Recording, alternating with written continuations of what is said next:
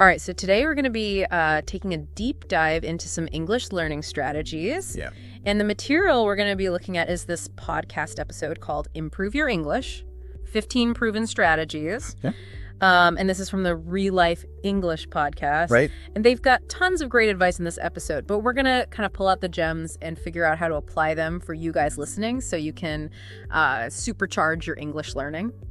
Yeah, it's really interesting how they emphasize building those consistent habits. Right. Like, it's not about cramming or, taking some crash course. Yeah. It's really about just finding ways to work English into your daily life. Yeah, like make it a part of your lifestyle. Yeah, in a way that feels natural and enjoyable. Yeah, so less textbook learning, more. Right. Actually, just making it part of your routine. Yeah.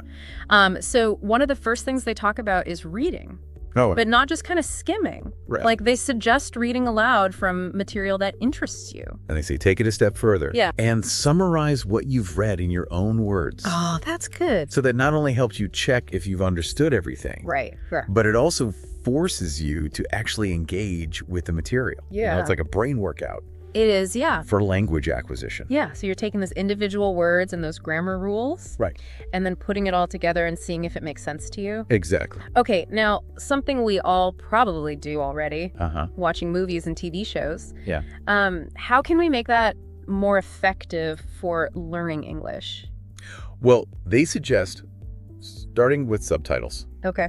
in your native language if you need them, Yeah. but gradually transitioning over to English subtitles Okay. and then eventually ditching them altogether. Yeah. It's like a gentle way to train your ear Right. to the natural rhythm and pronunciation of English. And all those subtle nuances. Exactly. Intonation and expressions. Yeah, all the slang. Yeah. Those are things you really only pick up from hearing people talk naturally. Yeah, just by immersing yourself in it. Speaking of listening, they also recommend tuning into English podcasts and audiobooks. Podcasts and audiobooks are amazing Yeah. for getting used to different accents Yeah. and the natural flow of spoken English. Right. And they suggest using what's called active listening, Okay. where you pause after a sentence and repeat what you heard. Oh, I've heard of that technique. Yeah. Why is that so effective? Well, so when you repeat what you hear, Okay. it helps solidify the sounds and the intonation patterns in your memory. Gotcha. So it's a really powerful way to train your mouth Right. to actually produce those sounds accurately.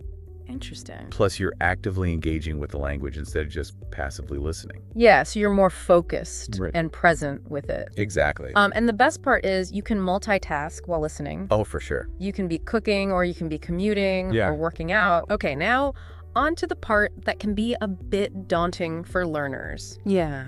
Speaking practice. Yes. How do they suggest we tackle that? Well, they encourage you to speak English every day, Okay, even if you don't have a partner. right. Even just talking to yourself can help you get more comfortable. That's interesting. I've never thought of it like that before. It can feel a little awkward, Yeah, it does. but it's really just having that internal dialogue in English. right. You can describe your day or your thoughts or even practice future conversations. Okay. In your mind, it's like a safe space Yeah. to experiment with the language. Yeah, without judgment from someone else. Exactly. And then also, for those of us who love technology, Yes. they suggest recording yourself speaking Oh, that's a good one. so you can listen back Yeah. and pinpoint those areas. Maybe your pronunciation needs a little work. Exactly. And it's also incredibly motivating to hear yourself improving over time. Yeah. You can also use like voice-to-text apps to see if the software understands you correctly. That's a good idea. It's like having a digital language partner Right. there. Okay, so writing is another area that sometimes gets overlooked in Oh. language learning. Right. They highlight the importance of writing for reinforcing vocabulary and grammar. Yeah. What's their take on making writing practice more effective? Well, they suggest keeping a daily journal in English. Okay. And don't worry about perfect grammar or fancy vocabulary. All right, just get it down. It's really about consistency and just getting those words flowing. Yeah. And if you're active on social media, posting in English That's a good idea. is a great way to practice. Yeah. It's fun. Yeah. It's low pressure. Right. And you can interact with others and get feedback. Yeah, and it's authentic. Exactly. Now let's move on to vocabulary building, which is really the foundation of any language. Yes. So what are their recommendations there? They recommend the classics, flashcards, apps, notebook. Yeah. But here's the key. Yeah. They emphasize learning words in context, Okay. not just memorizing isolated words. Yeah, I remember learning the word delicious in my early language classes. Right. And I thought, okay, I know this word now. Mm-hmm. But it wasn't until I actually heard someone say, Yeah. like, oh, this pasta's delicious. Yes. That it really, like, clicked for me. That's a perfect example. Yeah. Learning words in isolation only gives you that superficial understanding. Right. But hearing or reading them in context Right. really brings them to life. Yeah. You grasp their nuances and how they're actually used in everyday speech. So instead of just learning delicious, you learn delicious meal or delicious cake or delicious aroma. Like you're making those connections that deepen your understanding. Mm-hmm.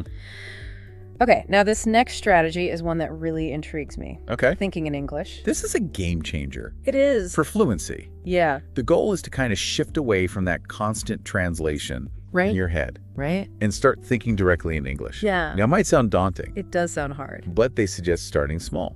Okay, so what are some good starting points Go. for someone who's never even tried thinking in English before? Well, one way is to just start by naming objects around you in English. Okay. So, instead of thinking table in your head, you think table. Right.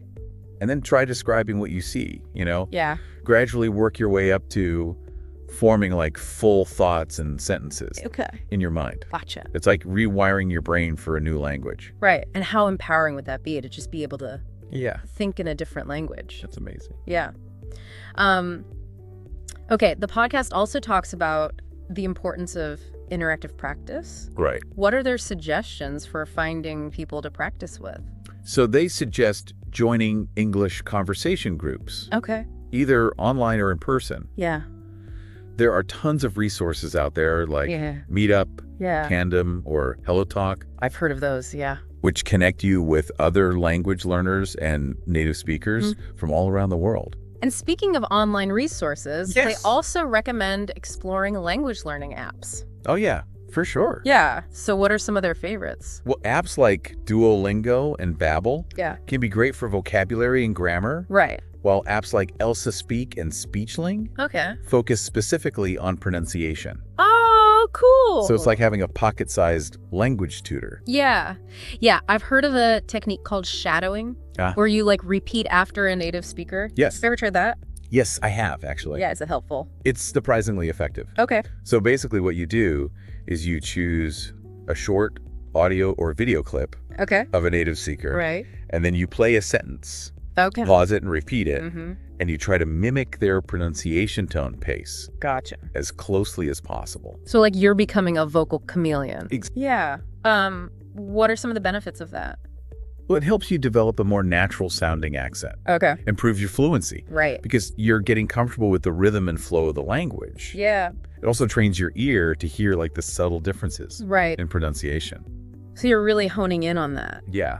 Okay. So grammar, another key aspect of language learning, Yes. sometimes feels a bit intimidating. It can be, yeah. So how does the podcast suggest we approach grammar practice? Well, they recommend finding fun and engaging ways to learn grammar, Okay. like watching YouTube videos or playing online games or taking quizzes. They also suggest focusing on common grammar mistakes Okay. and practicing with real sentences. Yeah, not just those textbook examples. Right, exactly. But of course, there's always Grammarly But, yeah. for that extra layer of support in our writing. For sure. So, yeah.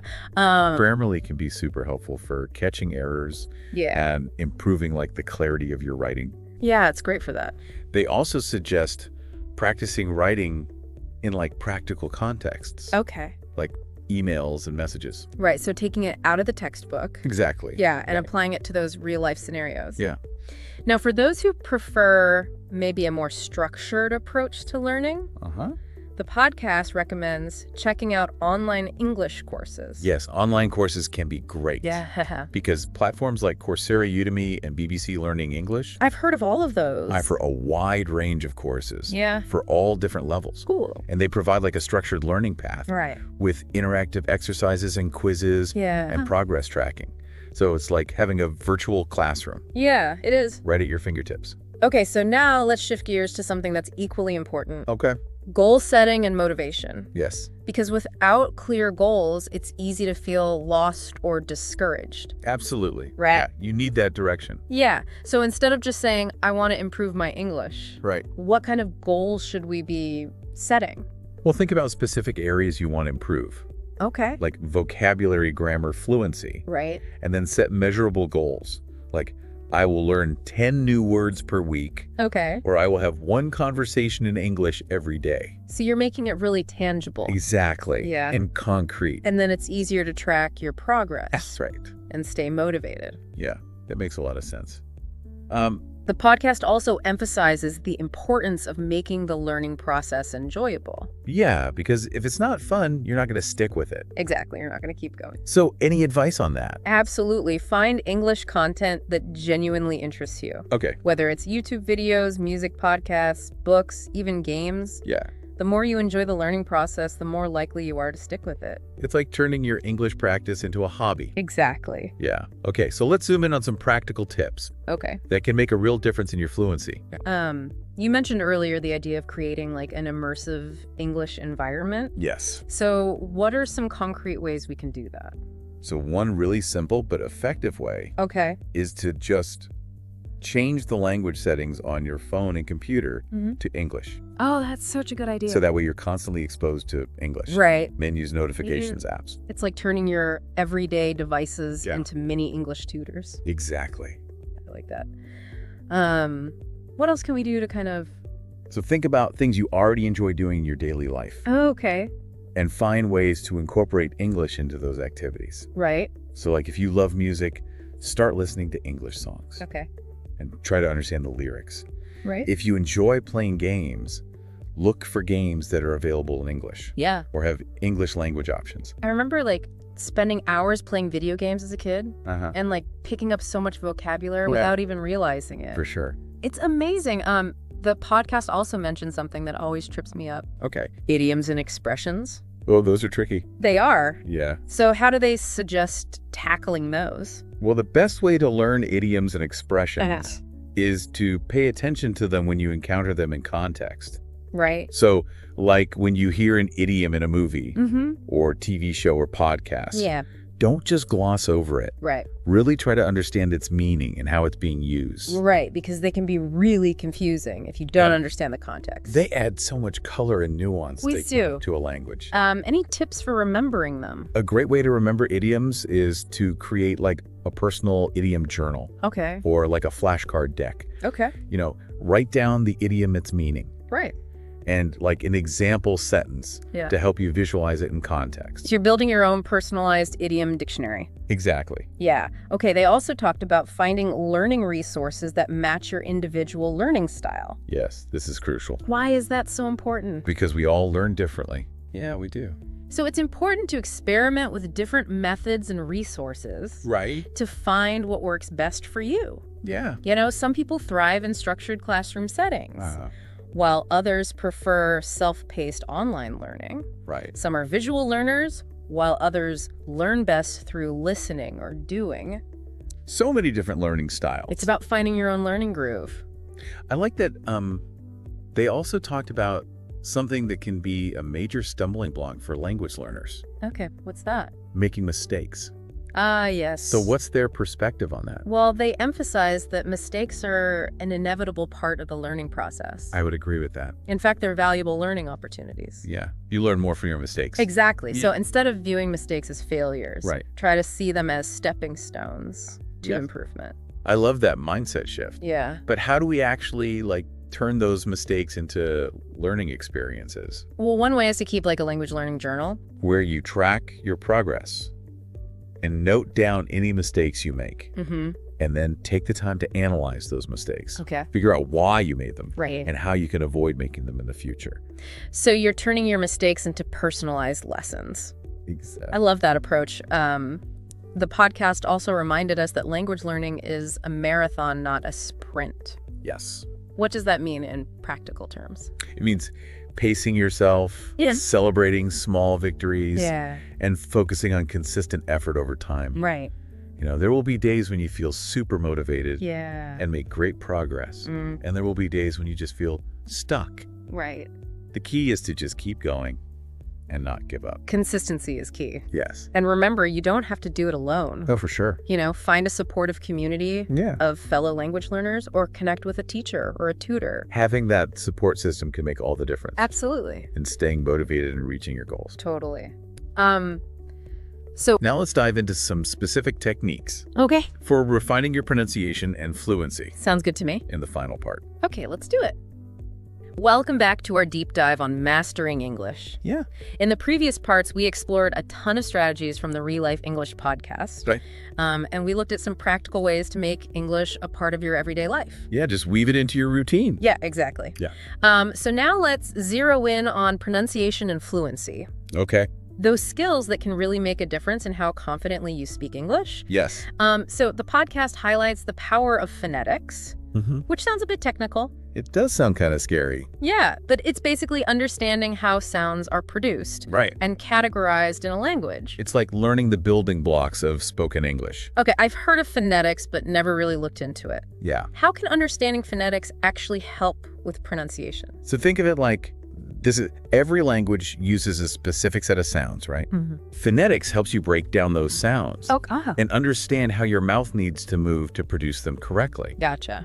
So there's a system called the International Phonetic Alphabet, or IPA, which uses symbols to represent each sound. Okay. So for example, the sound in ship is represented by the symbol. Okay. While the E sound in sheep is represented by I. Oh, wow. Yeah. So by learning the IPA and understanding how each sound is produced, you can train your mouth to form those sounds accurately. Exactly. And there are tons of resources online and in libraries that can help you with that. Oh, cool. Yeah.